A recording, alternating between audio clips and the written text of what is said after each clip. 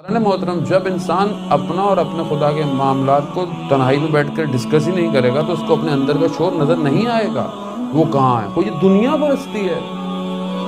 دنیا ہمیں نہیں چھوڑتی ہے. جب دنیا نہیں چھوڑے گی تو میں کچھ بھی نہیں چھوڑ سکتا.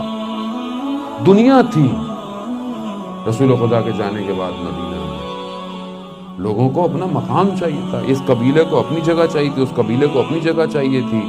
وہ بھول گئے کہ رسول خدا نے کیا فرمایا. وہ بھول گئے کہ اصل اسلام کیا ہے. وہ بھول گئے کہ اصل اسلام کی کامیابی کس میں. وہ ان کو کچھ نہیں یاد رہا, انہوں صرف ہم یاد رہے. ہم کیا کریں گے, ہمارا کیا ہوگا. ہم پرانے لوگ ہیں, قبیلہ ہمارا ہے, ہم نے یہ کیا, ہم نے وہ کیا ہے. خوب یہ کوئی گھر کی جائیداد تھوڑی تھی یا کوئی آباء و اجداد کا معاملہ تھوڑی تھا. یہ دین خدا تھا, الہی معاملہ تھا. خوب نہیں سمجھے. کیونکہ نفس اور دنیا ہر انبیاء کے سامنے جو آیا ہے, ٹکرا ہے, اس کی دنیا تھی. فرعون حضرت موسیٰ کے مقابلے میں انا ربکم الاعلی, میں ہوں سب سے بڑا رب. کیا چیز تھی دنیا. مگر فرعون کو نہیں پتا تھا کہ مر جائے گا, خاک میں چلا جائے گا. اور دنیا نہیں چھوڑتی. کیوں لوگوں نے مولا کائنات کو چھوڑ دیا. دنیا. اب آپ سوچیں, دنیا مہم تھی یا ولایت مہم تھی. کیوں نہیں فیصلہ کر پائے. آج ہمارے پاس یہ آپشن ہو, دنیا چاہیے یا ولایت اہل بیت کی اطاعت چاہیے, کیا کریں گے. ابھی تو بولیں گے تو سب یہی کہ ولایت چاہیے, اہل بیت کی اطاعت چاہیے. لیکن عملاً کتنا ٹائم ہے میرے پاس سیکریفائز کرنے کو. کتنا ٹائم میں اپنے امام کی ولایت کے لیے دے رہا ہوں. آج کتنا سنجیدہ ہوں میں. وہ واضح, اس سے واضح پتہ چل رہا ہے. آپ کو کسی کو بتانے کی ضرورت ہی نہیں ہے. آپ جائیں اور آپ کا پروردگار جانے, آپ خود سے سکتے ہیں. وہاں کیا تھا, وہاں یہی تھا, خوف تھا, جان کا خوف تھا. اگر مولا کی اطاعت کریں گے مار دیے جائیں گے, سینکشنز لگ جائیں گی. یہی تھا نا, سینکشن لگ جائیں گی, مدینہ میں پابندی لگ جائے گی, یہ لگ جائے گا, وہ لگ جائے گا. شیب ابی طالب میں کیا تھا جب رسول خدا کو جو ہے وہ کیا تھا, سینکشنز تھیں. اور کیا تھا, رسول خدا نے اپنے سینوں پہ پتھر باندھے بھوک کی وجہ سے. مگر کیا تھا, ناکام ہو گیا اسلام یا کامیاب رہا اسلام. یہ کفر سمجھ نہیں پایا ابھی تک. یہ معاملہ الہی ہے. تم جتنی پابندیاں لگا لو ہم اتنے زور سے اوپر آئیں گے. کیوں؟ کیونکہ الہی معاملہ ہے. میرا اپنا گھر کا یا میری اپنی کمپنی کا معاملہ نہیں ہے. پورا مدینہ خاموش تھا. ظلمت کے بادل جو تھے وہ فتنے کے بادل جڑے ہوئے تھے. کتنے لوگ تھے, گنتی پر بھی لوگ نہیں تھے. ہاتھ کی انگلیوں کے برابر بھی لوگ نہیں تھے جو مولا علی کی حمایت کرتے. مگر کیا ہوا, مگر کیا ولایت ختم ہو گئی. کہاں گئے وہ, کہاں گئے اور ہم کہاں کھڑے ہوئے ہیں. انہوں نے کیا کیا, وہ سمجھ رہے تھے کہ مولا کائنات کو خاموش بٹھائیں گے, یا وہ جو 100 سال تک ممبروں سے مولا کے خلاف بولتے رہے وہ کیا سمجھے کہ مولا علی کے فضائل کو دبا دیں گے. الہی معاملہ تھا. آج آپ کے سامنے پوری دنیا میں اسلام کا پرچم کس کے پاس ہے.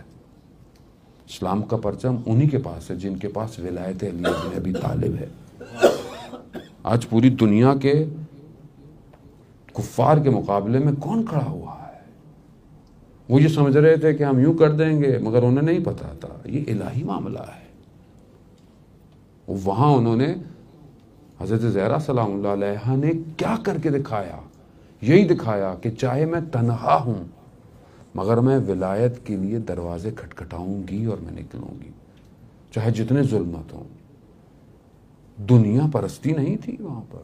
خوب ورنہ وہ خود سیدۃ النساء العالمین تھی. پورے عالم انسانیت کی لیے وہ معتبر خاتون تھیں. قرآن ان کی تعریف کر رہا ہے, قرآن کی آیات ان کے لیے نازل ہیں. رسول خدا کی حدیثیں, خود رسول خدا سب سے بہترین افضل اگر کسی چیز کو سمجھتے تھے تو حضرت سیدہ سلام اللہ علیہ ہیں. خود حضرت عائشہ سے روایت ہیں کہ رسول خدا حضرت فاطمہ سلام اللہ علیہ کہ اتنا بوسہ لیتی تھی. تو میں نے پوچھا کہ آپ ان کو اتنا بوسہ کیوں لیتے ہیں. کہا مجھے جب بھی بہشت کی خوشبو سونگنی ہوتی ہے، میں فاطمہ کو بوسے کرتا ہوں، میں اہتمام کرتا ہوں حضرت سیدہ۔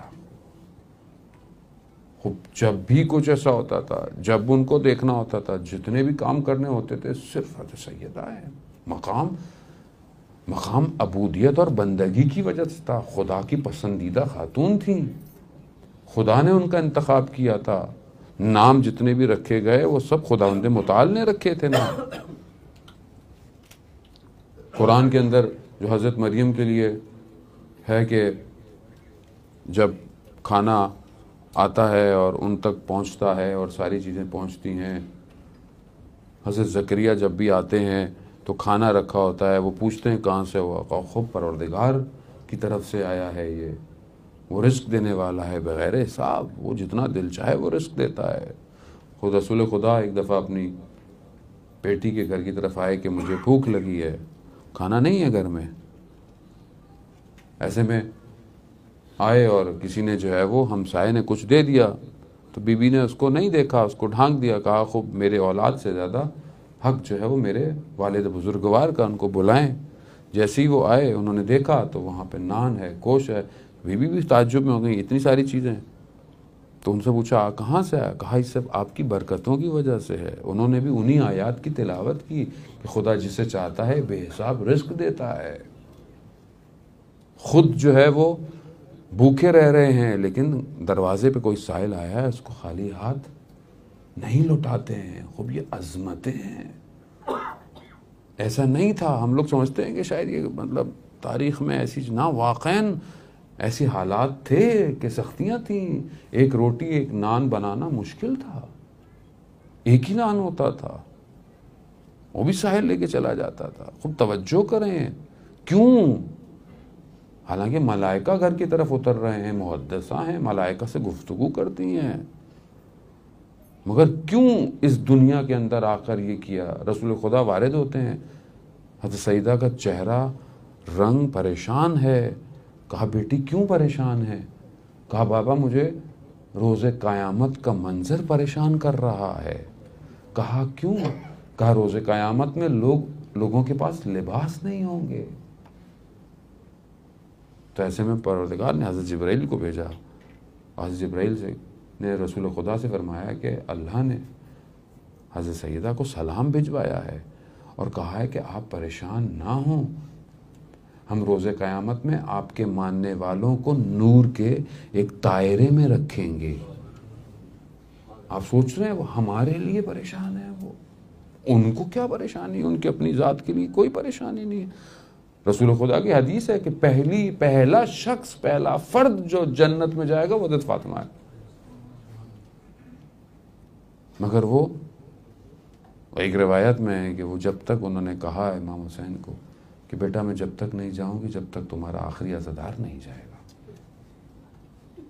خوب کتنا یعنی ولایت کا دفاع، نظام کا دفاع، اپنی جان قربان کر دینا، اسلام کو باقی رکھ لینا، اس کے بعد ساری باتیں چیزیں آنے والے وقت کے لیے، امت کے لیے، قوم کے لیے، محبین کے لیے۔ کتنی روایات ہیں آخر الزمان کی، قیامت کی، جہاں کہ بی بی جو ہے وہ ہمارے لیے خدا سے کہہ رہی ہیں کہ پہلے میرے شیعہ، میری اولاد کے شیعہ، ان کے دوست، ان کے محبین، ان کی اولادیں جب تک بہشت میں نہیں جائیں گی میں نہیں جاؤں گی۔